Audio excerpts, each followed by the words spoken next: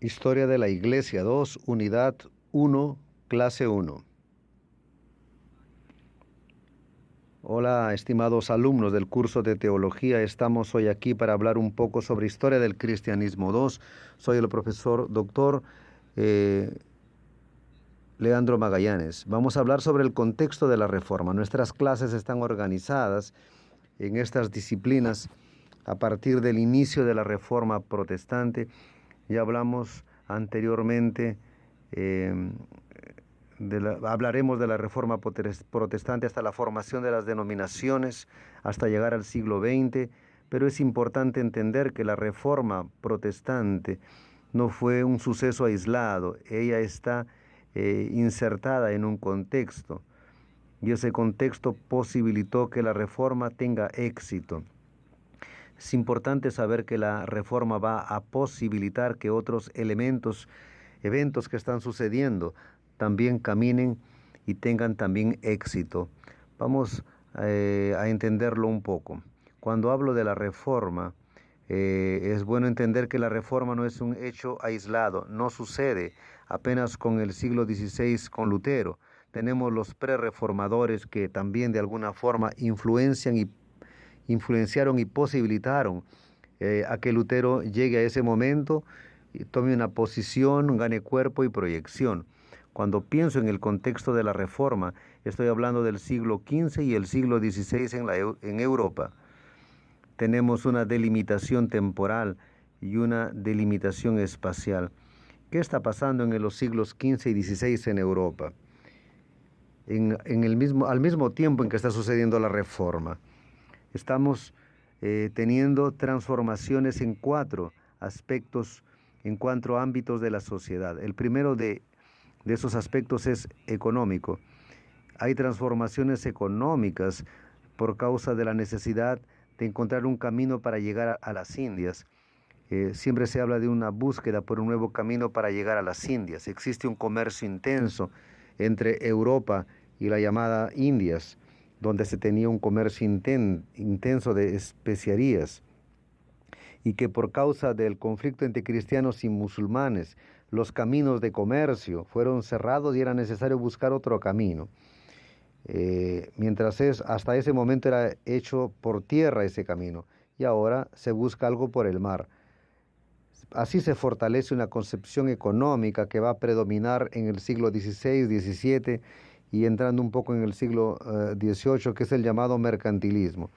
El mercantilismo es una teoría económica basada en el comercio y en la acumulación de metales preciosos, especialmente el oro. Entonces, el comercio como elemento motivador y propulsor para generar el acúmulo de riquezas, especialmente de oro, por parte de las grandes naciones e imperios europeos. Luego vamos a profundizar un poco sobre este mercantilismo. Tenemos también transformaciones políticas, especialmente en el siglo XVI, cuando comienzan a formarse los llamados estados nacionales.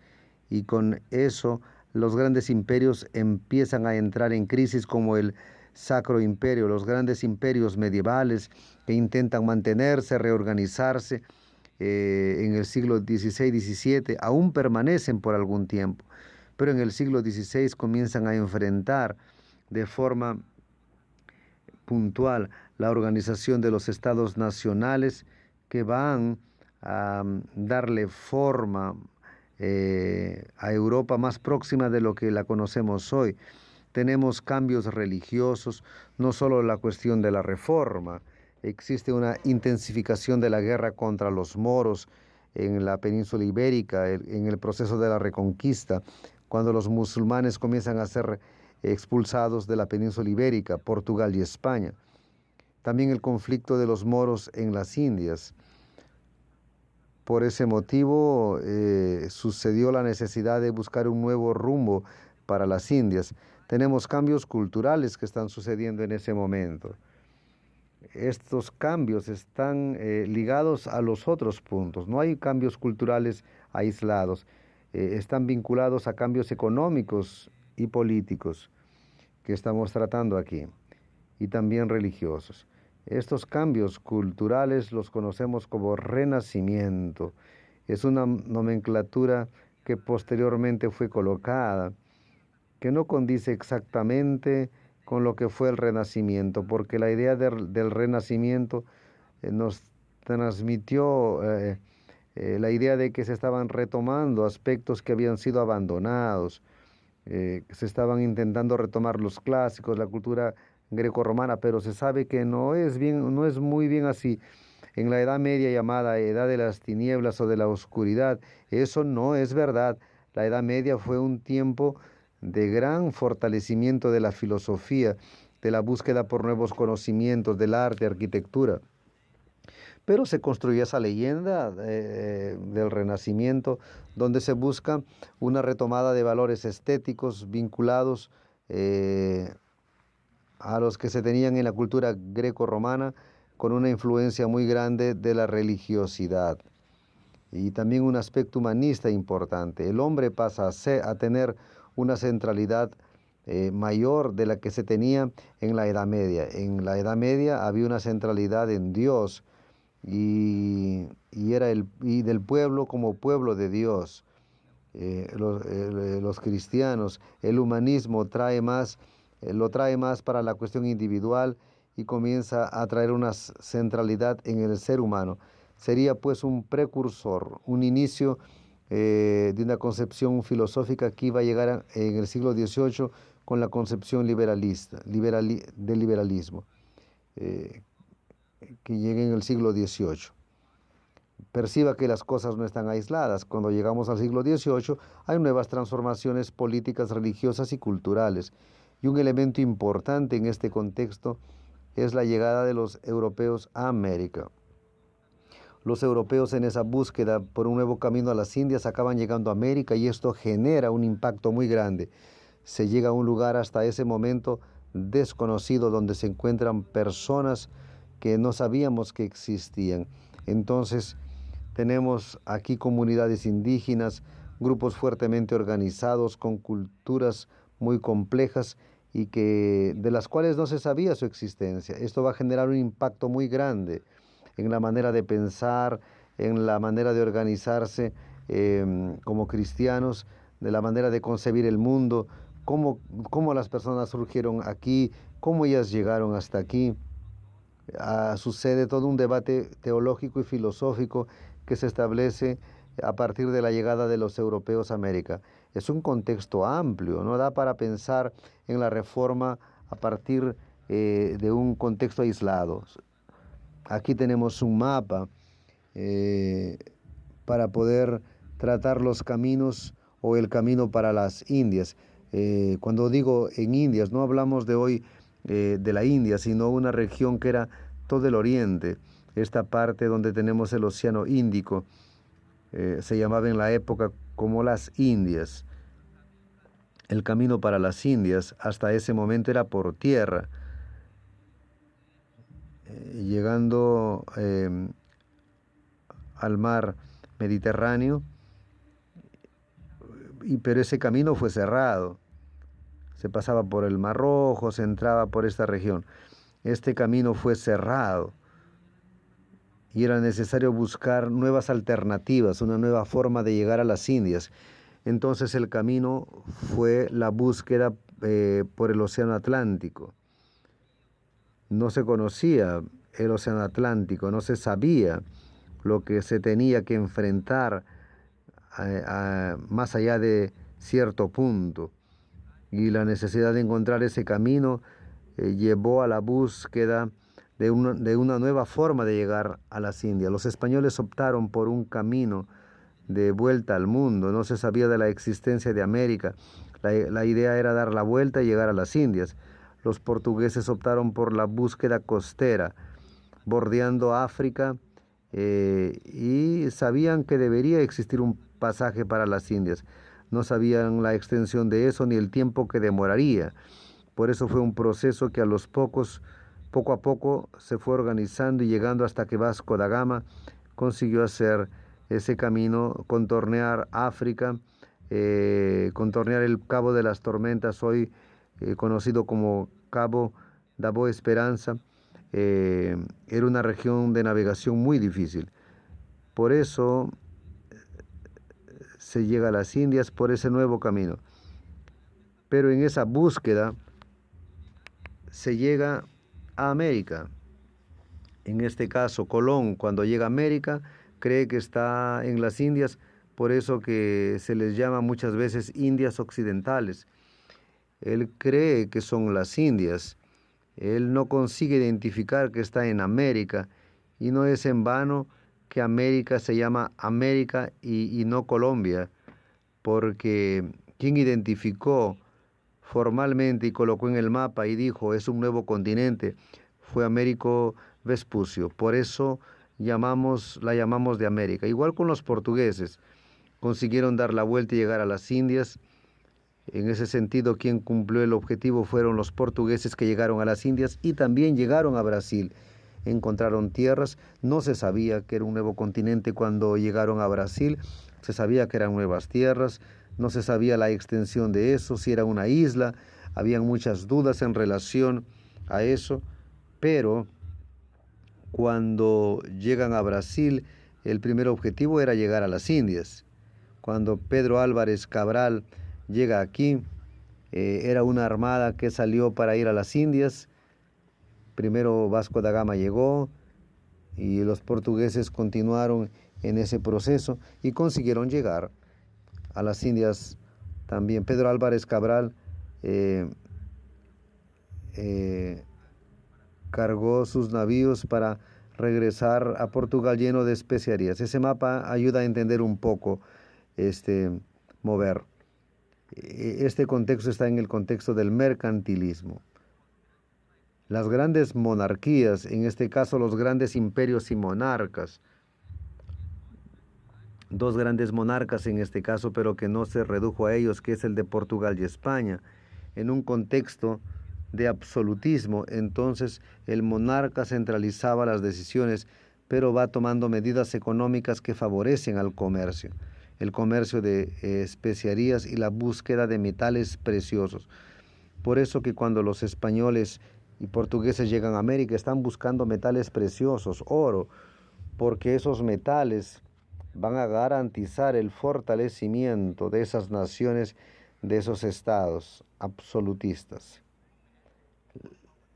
Esa es la importancia del comercio, una forma de conseguir esas riquezas y los metales preciosos de una manera directa. Cuando portugueses llegan a Brasil, primero querían pau-brasil y después querían algo que diera resultado.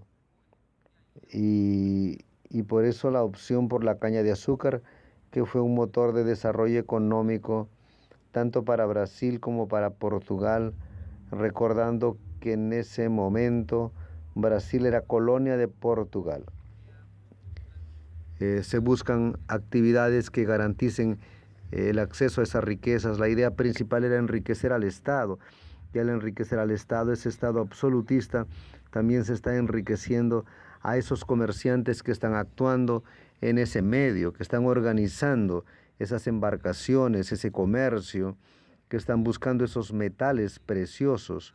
Todo eso va a posibilitar que la riqueza llegue a Europa, que la riqueza llegue a esos estados. Es interesante que hasta el siglo XVI, XVII o XVIII, la mentalidad económica en Europa está pautada en el mercantilismo hasta la ascensión de la revolución industrial y el cambio de percepción en la forma de organizar la economía de los estados. Tenemos el mercantilismo, la expansión de Europa, buscando nuevos caminos para las Indias, llegando en América, y al mismo tiempo tenemos una reorganización de estados llamada crisis de los imperios, justamente por causa de la organización de los llamados estados nacionales. Pequeñas regiones se fortalecen, que comienzan a crear una identidad local, y esa identidad acaba siendo un contrapunto a los llamados imperios. Los imperios estaban más vinculados a la figura del emperador que a las delimitaciones geográficas. El imperio era fluido, podía cambiar dependiendo de los acuerdos políticos, dependiendo de su liderazgo, era un poco más volátil.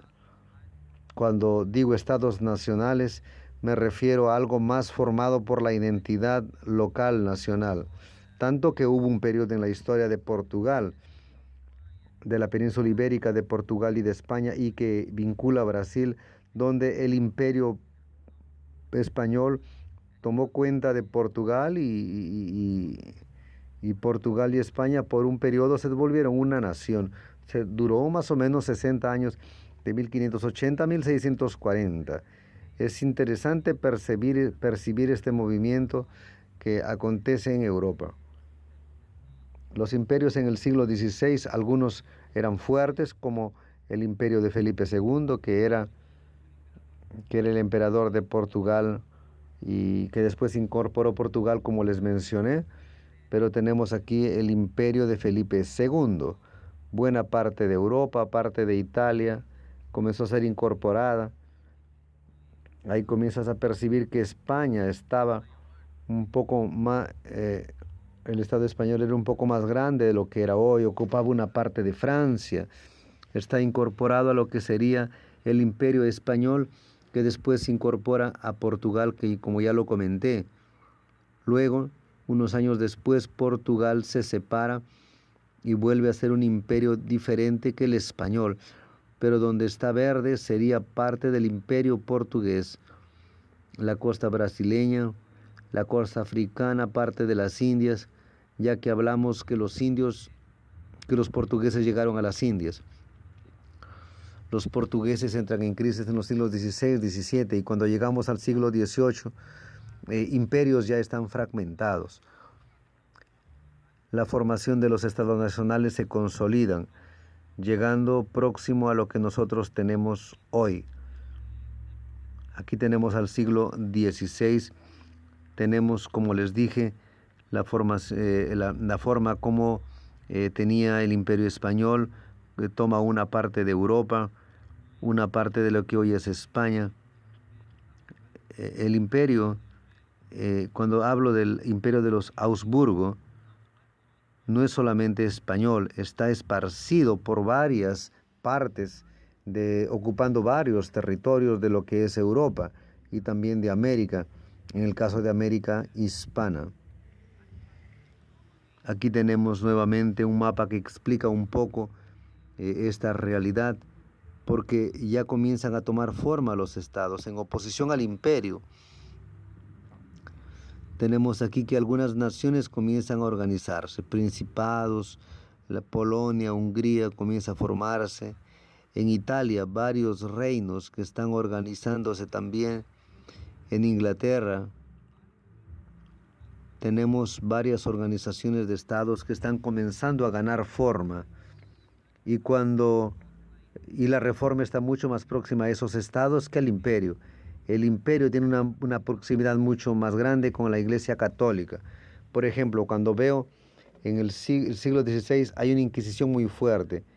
Y la Inquisición no es solo una cosa de la Edad Media. En el siglo XVI, XVII también hay Inquisición en Portugal y España. Los grandes imperios cristianos del siglo XVI y XVII están más próximos a una idea de proximidad con la Iglesia Católica, mucho más próximos de la Contrarreforma. Por eso ahí entendemos la cuestión de los jesuitas, que eran soldados de Cristo, que defendían la Contrarreforma de la Iglesia Católica, y están muy próximos de los imperios portugueses y españoles, mientras que los reformadores están más próximos a los estados nacionales, a las naciones que están comenzando a tomar forma en ese momento. Otro aspecto que les mencioné y que marca este periodo son las guerras religiosas contra los moros. Uno de los momentos principales de esa guerra sería la reconquista ibérica, donde o lo que hoy es Portugal y España, un proceso que demoró mucho tiempo y comenzó antes de los años 900, pasó por el 800. Luego comienza un proceso de recuperación de la península ibérica, que fue ocupada por los musulmanes, y es un proceso que va a suceder poco a poco. Y el último gran marco sería la conquista de Granada, que va a ser en el mismo año en que Colón sale para llegar a América. Es interesante ver cómo las cosas están sucediendo al mismo tiempo. Fue un proceso de reconquista que también incluye a Portugal. El último gran momento fue pues la reconquista de Granada, que va a suceder en el mismo año en que Colón llega a América. Es importante observar esto. Estas guerras religiosas también van a estar presentes en Portugal. Y cuando pienso que Portugal está muy próximo a África, muy próximo, bastante fácil de llegar, una África dominada por los moros y por los musulmanes, pienso en guerras. Incluso un hecho histórico para los portugueses fue una batalla que sucedió en el norte de África llamada la batalla de Alcácer Quíber, donde un rey portugués desapareció en esa batalla. Cuando desaparece este rey es que va a suceder la unión entre Portugal y España. Al desaparecer el rey don Sebastián, se inicia un proceso, un mito mesiánico en Portugal que se llama sebastianismo. El sebastianismo surge cuando don Sebastián desaparece. Nadie sabe si desapareció, si murió, si fue capturado. Y algunos esperan su aparición para libertar Portugal primero de España, que por causa de esa unión ibérica, y para guiar a los portugueses, que en ese caso sería el gran liderazgo de la cristiandad para llevar el reino de Dios. Y los portugueses creían que el grande líder sería don Sebastián, que había desaparecido. Tenemos aquí la figura de Camões, que escribió Lusíadas, que hace referencia a Vasco da Gama, su ida para las Indias, los conflictos que sucedieron entre portugueses, entre moros. Necesitamos entender que este conflicto entre cristianos y moros aún no se había resuelto, aún no había finalizado. Estaban en evidencia, especialmente los conflictos entre la cristiandad más unida a los imperios en el conflicto contra los moros. Y la crisis de la iglesia es una crisis que será un gran propulsor de la reforma a partir del comercio de indulgencias. Este va a ser el punto más elevado de esta crisis, la última gota que hizo transbordar todo esto, varios abusos que la iglesia cometía y que va a motivar la reforma protestante, y hablaremos de eso más adelante. El Renacimiento y el humanismo, que es aquel momento de la retomada de las artes y de la literatura y filosofía, también está sucediendo. La idea que se intentó implantar de que fue una retomada de la filosofía como si no existiera en la Edad Media no es verdad, ya lo dije. En la Edad Media tenemos grandes filósofos, grandes pensadores. La arquitectura gana mucho cuerpo. Pero el Renacimiento y el humanismo traen una nueva mirada. Se regresa a elementos clásicos.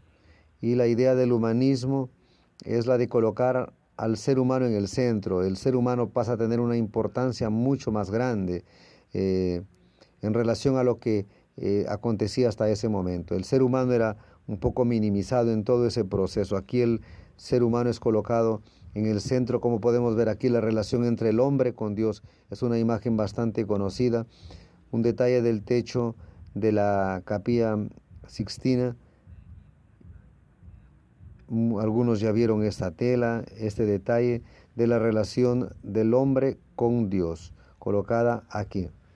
La Santa Cena también surge, la última cena de Da Vinci, Jesús en el centro, pero sus apóstoles todos con él. Esa relación es colocada también aquí. La religiosidad también trae consigo junto al imperio portugués, la necesidad de fortalecer la Iglesia Católica ante el avance del protestantismo y llevan y traen de vuelta la Inquisición.